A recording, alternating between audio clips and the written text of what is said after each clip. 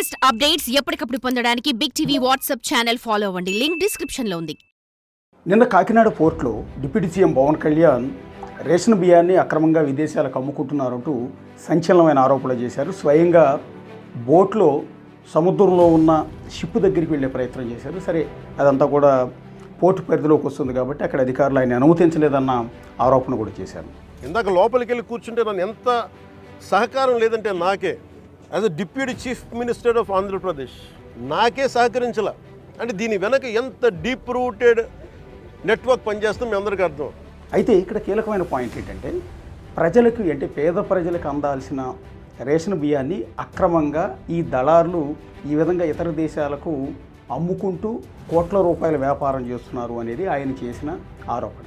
ఈ మాట విన్న తర్వాత ఇదంతా పవన్ కళ్యాణ్ చేసిన కామెంట్స్ అన్ని సోషల్ మీడియాలో వైరల్ అయిన తర్వాత చాలామందికి వస్తున్న డౌట్ ఏంటంటే ఇన్ని వేల టన్నుల రేషన్ బియ్యం అనేది అసలు పోర్టు వరకు ఎలా వెళ్తుంది, పేద ప్రజలకు అందాల్సిన రేషన్ బియ్యం ఈ విధంగా దళారుల చేతికి ఎక్స్పోర్టర్స్ చేతికి ఏ విధంగా వెళ్ళింది అనేది ప్రధానమైన ప్రశ్న. సరే, ఎవరికి నచ్చింది వాళ్ళు అనాలిసిస్ చేస్తూ ఉన్నారు. మనం ఒకసారి క్రాస్ చెక్ చేస్తే ఇదంతా నేరుగా ఎవరైతే విదేశాలకు అమ్ముకుంటున్న ఎక్స్పోర్టర్స్ చేతికి డీలర్ల నుంచో లేకపోతే సివిల్ సప్లైస్ అధికారుల నుంచో వెళ్ళటం లేదు. ఈ రేషన్ బియ్యం అంతా ప్రజల నుంచే వెళ్తుంది.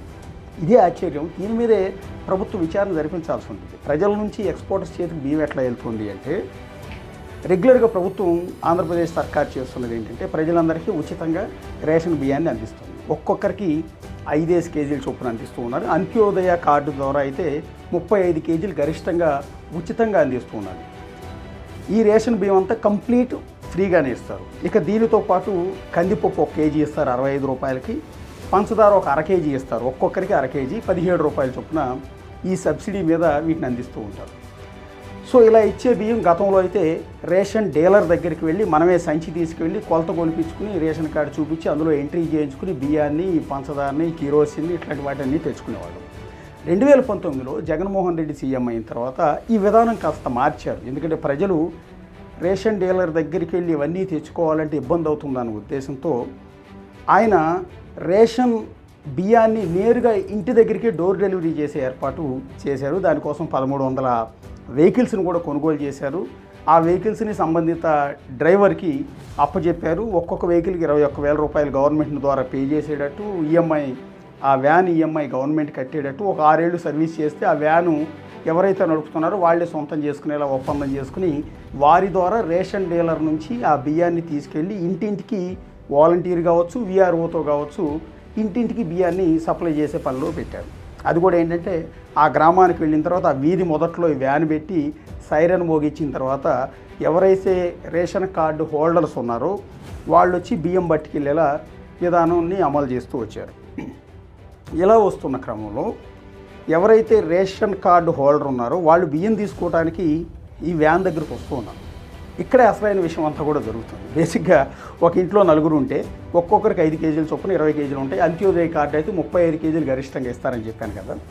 ఇలా ఇచ్చిన బియ్యాన్ని జనం తీసుకోవటం లేదు. ఇది ఆశ్చర్యకరం. అదేంటి, పేదవాళ్ళ కోసం ఇచ్చిన బియ్యం కదా వాళ్ళు ఎందుకు తీసుకోవట్లేదు అంటే ఇక్కడే అసలైన వ్యవహారం ఉంది. ఆ వ్యాన్ డ్రైవర్ ఎవరైతే ఉన్నారో గవర్నమెంట్ 21,000 రూపాయలు ఇచ్చి వ్యాన్ కూడా ఇప్పించిందో ఆ వ్యాన్ డ్రైవరు వచ్చిన జనంతో ఏం చెప్తున్నారంటే నీకు బియ్యం కావాలా, డబ్బులు కావాలా అని అడుగుతున్నారు.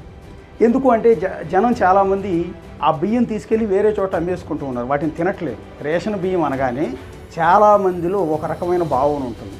దొడ్డు బియ్యం అని, ఆ బియ్యం బాగోవని, అవి మురుగు కంపు కొడుతూ ఉంటాయని, లేకపోతే పురుగులు బట్టి ఉంటాయని, ఇట్లా రకరకాల కామెంట్స్ చేస్తుంటారు చాలామంది. అందువల్ల రేషన్ బియ్యం అనగానే, రేషన్ బియ్యం తినేవాళ్ళు అనగానే జనాలందరిలో ఒక తెలియని భావన ఉంటుంది. అదే క్రమంలో ఈ పేద ప్రజలు కూడా ఈ రేషన్ బియ్యం ఇచ్చే వాహనం దాకా వస్తున్నారు, కానీ ఆ బియ్యాన్ని అందరూ కూడా తీసుకెళ్ళట్లా. దాదాపు 70-80% మంది, 100 మందిలో 70-80 మంది ఈ బియ్యాన్ని తీసుకెళ్లకుండా ఆ డ్రైవర్ అడుగుతాడు కదా నీకు బియ్యం కావాలా, డబ్బులు కావాలని. ఓకే, డబ్బులు ఇచ్చే స్కీమ్ ఏమైనా ఉందా అని మీరు అనుకుంటారు. అట్లా కాదు. ఎందుకు అంటే ఆ డ్రైవరే డబ్బులు ఇస్తాడు. ఎలా అంటే కేజీకి 10 రూపాయల చొప్పున వాడే రేటు కట్టేస్తాడు. ఎందుకు అంటే వాడి వెనక ఒక ఏజెంట్ ఉంటాడు. ఆ ఏజెంటు ఎక్స్పోర్టర్ చేతిలో ఉంటాడు. వీళ్ళందరూ కలిసి టైఅప్ అయ్యి ఈ బియ్యానికి వెల కట్టేస్తారు. అందువల్ల ఎలాగో జనం ఈ బియ్యం తీసుకోవడానికి చాలామంది ఇంట్రెస్ట్ చూపించట్లేదు కాబట్టి వాళ్ళు వచ్చి ఎంట్రీ చేస్తారు, తంబు కొడతారు, ఓటీపీ నంబర్ చెప్తారు, అన్నీ చేసి బియ్యం తీసుకున్నట్టుగా అక్కడ రికార్డ్స్లో నోట్ చేస్తారు. కానీ బియ్యం మాత్రం ప్రజలు తీసుకెళ్తారు. దాని బదులు డ్రైవర్ ఇచ్చే డబ్బులు తీసుకెళ్తారు. 35 కేజీలు నీకు బియ్యం వస్తే 35 × 10 రూపాయల చొప్పున 350 రూపాయలు ఆ రేషన్ కార్డు హోల్డర్కి వ్యాన్ డ్రైవరే డబ్బులు ఇచ్చేస్తారు. మరి వ్యాన్ డ్రైవర్కి డబ్బులు ఎక్కడై? ఇక్కడ మళ్ళీ 2 విధానాలు ఉంటాయి. సంబంధిత డీలర్, వ్యాన్ డ్రైవర్ వీళ్ళిద్దరు కలిసి కుమ్మక్కైతే గేమ్ ఒకలా ఉంటుంది, వేరువేరుగా అయితే ఇంకొకలా ఉంటుంది.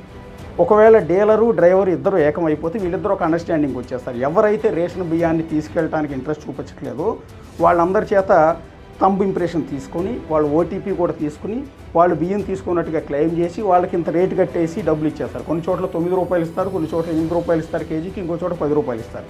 జనం కూడా బియ్యం తీసుకెళ్ళకుండా డబ్బులు తీసుకెళ్ళడానికి చాలామంది అలవాటు పడిపోయారు. అందువల్ల డీలర్ ఈ డ్రైవర్కి డబ్బులు ఇస్తాడు. ఎన్ని కేజీలు ఉంటే ఎన్ని బస్తాలు ఉంటే అన్ని బస్తాలు. అందువల్ల తీసుకెళ్ళిన వ్యాన్లో బియ్యం బస్తాలు వ్యాన్లోనే ఉండిపోతాయి, కానీ బియ్యాన్ని జనానికి సప్లై చేసినట్టుగా రికార్డ్స్లో చూపిస్తుంటారు. అలాగే జనం కూడా తీసుకెళ్ళినట్టు వాళ్ళకి తంబ్ ఇంప్రెషన్ ఉంటుంది, అట్లాగే వాళ్ళ ఓటీపీ కూడా ఎంటర్ చేసి ఉంటారు. కానీ బియ్యం మాత్రం బస్తాలన్నీ వ్యాన్లోనే ఉంటాయి.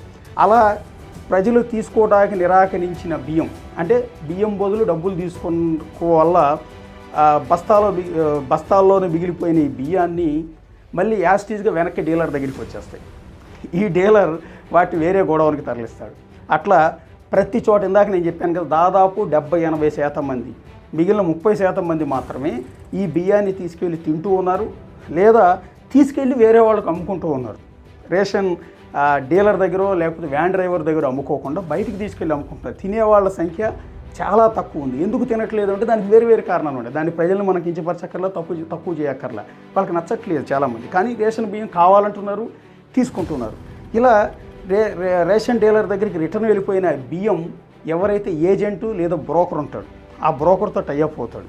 ఇలా అందరు డీలర్ దగ్గర ఏవైతే రిటర్న్ వచ్చిన బియ్యం బస్తాలు ఉన్నాయో వాటన్నింటిని గోడౌన్లో పెట్టి లారీలో లోడ్ చేసి ఎక్స్పోర్టర్, కాకినాడ పోర్టు దగ్గర ఉన్న ఎక్స్పోర్టర్తో వీళ్ళు ఒప్పందం కుదుర్చుకుంటారు. కాబట్టి ఇన్ని లారీలు మళ్ళీ రిటర్న్ ఎక్స్పోర్టర్ దగ్గరికి పంపిస్తే ఆ ఎక్స్పోర్టర్ వాటిని వేరే దేశాలకి తరలిస్తున్నారు. నిన్న పవన్ కళ్యాణ్ గారు, అంటే డిప్యూటీ సీఎం పవన్ కళ్యాణ్ గారు సముద్రంలో పెట్టున్న ఆ స్టెల్లా షిప్లో పట్టుకున్న బియ్యం ఎన్నో 650 టన్నులు అంటూ ఉన్నారు కదా, ఆ బియ్యం ఇలా వెళ్ళింది.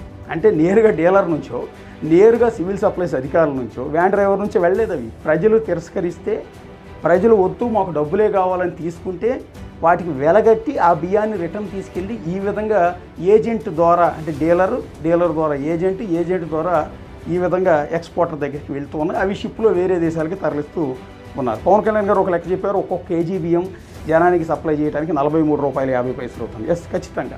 ఎందుకంటే ధాన్యం కొనుగోలు చేయడం దగ్గర నుంచి దాన్ని రైస్ మిల్లులో బియ్యం ఆడించడం, మొత్తం ట్రాన్స్పోర్టేషన్ ఛార్జీలు ఇవన్నీ కలిపితే ఒక్కొక్క కేజీకి ప్రభుత్వం 43 రూపాయలు 50 పైసలు ఖర్చు చేసి వాటిని కొని ఈ విధంగా పేద ప్రజలకు ఉచితంగా అందించే క్రమంలో ఉచితంగా ఇస్తున్న బియ్యాన్ని జనాలు తీసుకోకుండా ఈ విధంగా డబ్బులు కాసుపడి డబ్బులు తీసుకోవటం వల్ల ఈ విధమైన ఈ స్కామ్ అంతా కూడా జరుగుతుంది.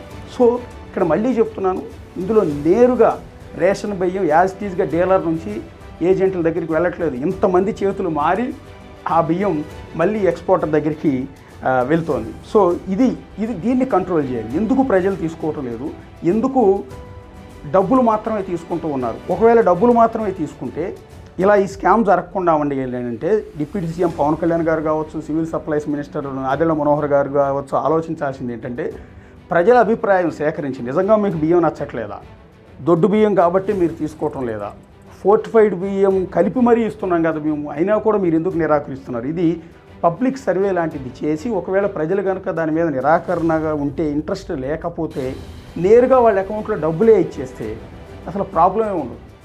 మీరు నిజంగా రేషన్ బియ్యం కింద డబ్బులు ఇస్తే ఈ గోలే ఉండదు. ఇక రెండోది, అసలు ఈ అండర్స్టాండింగ్ ఎలా, ఈ బియ్యం రేషన్ డీలర్ దగ్గరికి ఎలా వస్తుంది, ప్రభుత్వం ఎలా కొనుగోలు చేస్తుంది రైస్ మిల్లర్ నుంచి ఈ బియ్యాన్ని అంటే ఇది ఒకటి ఇంట్రెస్టింగ్ ఇష్యూ. రైతు నుంచి నేరుగా ధాన్యాన్ని ప్రభుత్వమే ప్రొక్యూర్ చేస్తుంది. ఈ క్రాపు లేకపోతే ఆర్బీకే సెంటర్లు ఇట్లా వేరు విధానాల ద్వారా రైతు పండించిన ధాన్యాన్ని ప్రభుత్వమే కొనుగోలు చేసి దాన్ని రైస్ మిల్లర్కి సప్లై చేస్తుంది. రైస్ మిల్లర్కి సప్లై చేసిన తర్వాత రైస్ మిల్లర్ ఆ ధాన్యం మొత్తం పట్టి బియ్యం కింద మార్చిన తర్వాత 67% ప్రభుత్వానికి బియ్యం రూపాయలు ఇవ్వాల్సి ఉంటుంది. అంటే 100 కేజీల ధాన్యం ఇస్తే 67 కేజీల బియ్యాన్ని విత్ నూకలతో కలిపి ప్రభుత్వానికి సప్లై చేయాల్సి ఉంటుంది. ఇలా బియ్యం కింద మార్చినందుకు ఇంత అమౌంట్ అని గవర్నమెంట్ రైస్ మిల్లర్కి పే చేస్తుంది. ఇలా ప్యాక్ చేసే క్రమంలో ఆ పైన గన్నీ బ్యాగ్ అంటాం బస్తా, అది గవర్నమెంటే ఇస్తుంది. దానితో పాటు ప్రజలకు పౌష్టికాహారం అందించాలన్న ఉద్దేశంతో ఈ రేషన్ బియ్యంలో కలపడానికి ఫోర్టిఫైడ్ రైస్ అంటాం, తెలుసు కదా, అది విటమిన్స్ అన్నీ కలిపి ఉండే ఒక పౌష్టికాహారంతో కూడిన ఆ బియ్యాన్ని కూడా ప్రభుత్వమే ఈ మిల్లర్కి సప్లై చేస్తుంది సివిల్ సప్లైస్ అధికారుల ద్వారా. ఇలా వచ్చిన బియ్యాన్ని కూడా ఈ బస్తాలో కలపాల్సిన బాధ్యత రైస్ మిల్లర్దే. అలా కలిపిన బియ్యం రేషన్ డీలర్ దగ్గరికి వచ్చి రేషన్ డీలర్ ద్వారా వ్యాన్ డ్రైవర్ దగ్గరికి వెళ్ళి వ్యాన్ డ్రైవర్ ద్వారా వాలంటీర్ విఆర్ఓ ద్వారా ప్రజల దగ్గరికి వెళ్తుంది. అయితే చాలామంది ప్రజలకు అవగాహన లేక అలా రేషన్ బియ్యంలో కలిసి వచ్చిన ఆ ఫోర్టిఫైడ్ రైస్ అనేదాన్ని ప్లాస్టిక్ రైస్ అనుకుని భ్రమపడి పొరపడి వాటిని తినటం మానేశారు. అట్లాగే మీడియాలో కూడా అవగాహన లేక చాలామంది దాన్ని ప్లాస్టిక్ రైస్ కింద రకరకాల కథనాలు ప్రసారం చేయడంతో జనాల్లో ఒక భయం వచ్చేసింది. రేషన్ బియ్యంలో ప్లాస్టిక్ రైస్ కలిపేస్తున్నారంట, సో వీటిని తింటే హెల్త్ పాడైపోతుంది అని అపోహపడి ఈ బియ్యం తింటాం మానేశారు. నిజానికి అది ప్లాస్టిక్ బియ్యం కాదు, ఫోర్టిఫైడ్ రైస్. ఇది ఫోర్టిఫైడ్ రైసు, ఇది సమృద్ధి కలిగిన ఆహారం అని అన్న విషయాన్ని ప్రజలకు చెప్పే విషయంలో ప్రభుత్వాలు ఫెయిల్ అవుతున్నాయి. కాబట్టి ఫోర్టిఫైడ్ రైస్ ఏంటంటే జనాలకి ఈరోజు కూడా తెలియక ఈ ప్లాస్టిక్ రైస్ అని భ్రమపడి రేషన్ బియ్యాన్ని తీసుకోవడానికి నిరాకరిస్తూ ఉన్నారు. అందుకని ఇందాక నేను చెప్పాను, రేషన్ బియ్యం ప్రజలు ఎందుకు తినటం లేదు, ఉచితంగా ఇచ్చే బియ్యాన్ని అనడానికి ఇదొక కారణంగా కనిపిస్తుంది. సో ఈ విధంగా ప్యాక్ చేసిన బియ్యం రేషన్ డీలర్ దగ్గరికి వెళ్ళి అక్కడ నుంచి వ్యాన్ ద్వారా ప్రజల దగ్గరికి వెళ్ళాలి. ప్రజలు మళ్ళీ దాన్ని రిజెక్ట్ చేసి డబ్బులు అమ్ముకోవడం వల్ల మళ్ళీ అవన్నీ కూడా ప్యాక్ అయ్యి వెనక్కి వెళ్ళిపోతూ ఉన్నాయి. ఇక్కడే అసలు స్కామ్ అంతా కూడా జరుగుతుంది. సో ఇక్కడ ప్రజాభిప్రాయం తీసుకోదలిస్తే, ప్రజల నుంచి బియ్యం ఎందుకు వెనక్కి వెళ్ళిపోతున్నాయి అనేది తెలిస్తే అప్పుడు దాన్ని బట్టి మనం ఈ విధంగా ఈ స్కామ్ని కంట్రోల్ చేయొచ్చు, ఈ ఎక్స్పోర్ట్ని ఆపవచ్చు. అలా కాకుండా ప్రజలు ఇష్టంతో బియ్యం వెనక్కి అమ్ముకుంటున్నప్పుడు, ఇస్తున్నప్పుడు దీన్ని మీరు ఏమీ చేయలేరు అనేది నా భావనగా ఇక్కడ చాలా స్పష్టంగా కనిపిస్తుంది. ఇంకొకటి, ఇక్కడ రీసైక్లింగ్ రైస్ అనేవాళ్ళు ఇంతకుముందు. రీసైక్లింగ్ అంటే ఆల్రెడీ రైస్ మిల్ నుంచి ఎఫ్సిఐకి అంటే ఫుడ్ కార్పొరేషన్ ఆఫ్ ఇండియాకి వెళ్ళి ఫుడ్ కార్పొరేషన్ ఆఫ్ ఇండియా నుంచి మళ్ళీ అవి స్టేట్ గవర్నమెంట్కి వచ్చి అవి మళ్ళీ రేషన్ డీలర్ల దగ్గరికి వచ్చి సివిల్ సప్లైస్ ద్వారా రేషన్ డీలర్ల నుంచి నేరుగా ప్రజల దగ్గరికి ఇంతకుముందు వెళ్ళే విధానం ఉండేది. అయితే అలా వెళ్ళే క్రమంలో ఏం చేసేవాళ్ళంటే ఈ ప్రజల దగ్గరికి వెళ్ళిన రైస్ వాళ్ళు తీసుకోవట్లేదనో వేరు కారణాలతో ఆ రైస్ బస్తాలను మళ్ళీ వెనక్కి తెచ్చి మళ్ళీ రైస్ మిల్కి సప్లై చేసేవాళ్ళు. ఇట్లా ఒక మతలబు జరిగేది, రీసైకిల్ జరిగేది. మళ్ళీ రైస్ మిల్లర్ వాటిని తక్కువ రేటుకు కొని మళ్ళీ కొత్త బ్యాగుల్లో ప్యాక్ చేసి మళ్ళీ ఎఫ్సిఐకి సప్లై చేసేవాడు. మళ్ళీ ఎఫ్సిఐ నుంచి సివిల్ సప్లైస్ నుంచి రేషన్ డీలర్, మళ్ళీ రేషన్ డీలర్ నుంచి రైస్ మిల్ నుంచి మళ్ళీ ఎఫ్సిఐ, ఇట్లా రీసైకిల్ అయ్యేది. ఒక పెద్ద స్కామ్ జరిగేది.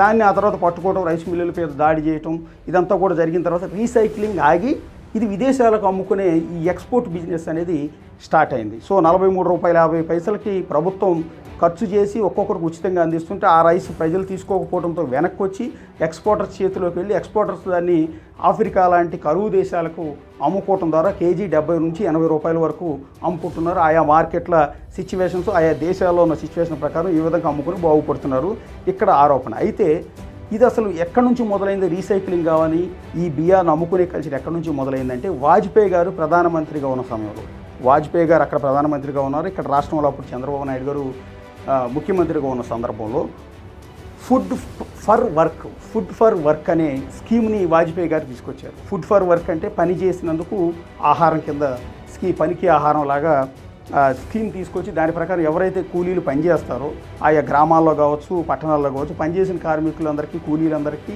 బియ్యాన్ని ఇచ్చేవాళ్ళు, కూలి ఇచ్చేవాళ్ళు కాదు. దీనికోసం కాంట్రాక్టర్లను కూడా పెట్టుకునేవాళ్ళు. అయితే చాలామంది కూలీలు కొంతమంది బియ్యం తీసుకునేవాళ్ళు కానీ మిగిలిన వాళ్ళు బియ్యం తీసుకునేవాళ్ళు కాదు. మాకు కూలి డబ్బులు కావాలి, ఒక బియ్యం ఒకటి ఇస్తే సరిపోదు కదా, పప్పు ఉప్పులు కావాలి, చాలా కావాలి, మాకు కష్టపడినందుకు కూలి ఇవ్వండి అంటే ఆ కాంట్రాక్టర్ ఏం చేసేవాడు అంటే బియ్యం ప్లేస్లో వాళ్ళకి రోజువారీ ఇంత కూలి కట్టించేసేవాడు. కానీ అతనికి మాత్రం కాంట్రాక్ట్ వర్క్ కింద బియ్యం మాత్రమే వచ్చాయి లారీల నిండా. సో ఆ బియ్యాన్ని ఏం చేసుకోవాలో తెలియక ఆ కాంట్రాక్టర్ ఏం చేసేవాడు, మళ్ళీ రైస్ మిల్లర్స్తో ఒప్పందం కుదుర్చుకునేవాడు. ఇట్లా కూలీలు బియ్యం తీసుకోవటం లేదు కాబట్టి దీన్ని మీకు అమ్ముతున్నానంటూ ఒక రేటు కట్టి దాన్ని రైస్ మిల్లర్కి అమ్మేవాళ్ళు. ఈ రైస్ మిల్లరు అలా వచ్చిన బియ్యాన్ని మళ్ళీ కొత్త బ్యాగులు మార్చి ఎఫ్సిఐకి తోలటం, ఇట్లా రకరకాలుగా ఇక్కడ రీసైకిల్ అయ్యేది. అలా కొన్నిసార్లు ఆ బియ్యం ఎక్కువైపోయేది. అలా ఎక్కువైపోయిన సందర్భంలో ఈ రైస్ మిల్లర్ ఎక్స్పోర్టర్స్తో ఒప్పందం చేసుకుని ఈ విధంగా కాంట్రాక్టర్ నుంచి అంటే ప్రజలు కూలీలు ఫుడ్ ఫర్ వర్క్ కింద ఏదైతే బియ్యం తీసుకున్నదో ఆ బియ్యం అంతా రిటర్న్ వచ్చేసి రైస్ మిల్లర్ వాటిని ఎక్స్పోర్టర్కి అమ్ముకుంటే కాకినాడ పోర్టు ద్వారా అవి ఇతర దేశాలకి అమ్ముడుపోవటం అనేది జరిగేది. అక్కడి నుంచి మొదలైంది ఈ స్కామ్. వాజ్పేయి గారు ప్రధానమంత్రిగా ఉన్నప్పుడు ఏదైతే ఒక మంచి పర్పస్తో ఫుడ్ ఫర్ వర్క్ పనికి ఆహార పథకం పెట్టారో అప్పటి నుంచి ఇది మొదలైంది. ఏజెంట్లు, ఈ బ్రోకర్లు, ఎక్స్పోర్టర్లు తయారు, అది అలా మార్పులు చెంది అది అట్లా కూడా రూపాంతరాలు చెంది చివరికి ఇదిగో ఈ రూపంలో ఇక్కడ తేలింది. ఇప్పుడు ఇన్నాళ్ళ తర్వాత అయినా దీనికి బ్రేక్ పడుతుందా లేదా అన్నది చూడాల్సి ఉంటుంది. సో ఇవాళ పవన్ కళ్యాణ్ గారు పట్టుకున్న బియ్యంలో పూర్తిగా రేషన్ బియ్యం అని తేల్చారు. పీడిఎస్ బియ్యమే ఈ విధంగా బ్రోకర్ల ద్వారా పోర్ట్లోకి వచ్చింది అని. పోర్ట్లోకి ఎలా వెళ్ళింది అనేది ఇక్కడ వెరీ ఇంపార్టెంట్. ఇందాక నేను చెప్పిన ప్రాసెస్ ప్రకారం ఇన్ని కేజీల ఇన్ని వేల టన్నుల రైస్ అనేది ఆ పోర్ట్లోకి వెళ్తుంది. అక్కడ నుంచి వేరే దేశాలకి ఎక్స్పోర్టర్స్ ద్వారా ఇదంతా కూడా తరలి వెళ్తూ ఈ కుంభకోణం అంతా కూడా జరుగుతుంది. సో దీని మీద ప్రభుత్వం విచారణ జరిపించాల్సి ఉంటుంది. అసలు ఎందుకు ఇంత రైస్ పేద ప్రజల నుంచి మళ్ళీ వెనక్కి వస్తుంది, ఎందుకు రేషన్ డీలర్ల నుంచి ఎక్స్పోర్టర్ల దగ్గరికి ఏజెంట్ల ద్వారా వెళ్తోంది, ఎందుకు విదేశాలకు తరలి వెళ్ళిపోతుంది అన్న దాని మీద కనుక ప్రజాభిప్రాయం తీసుకోగలిగితే అసలు స్కామ్ అంతా కూడా బయటపడుతుంది. For more videos like this, subscribe Big TV channel.